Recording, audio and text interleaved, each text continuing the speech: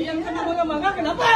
Mesti yang marah. Sebab abang marah saya. Bukan saya tak ada marah. Kau faham nak marah? Kalau budak ni jadi apa ni? Sekarang ni kenapa abang nak marah-marah saya pula? Aku ingat. Kenapa sekarang abang nak marah saya pula? Tak, sekarang ni. Harga sama mula cerita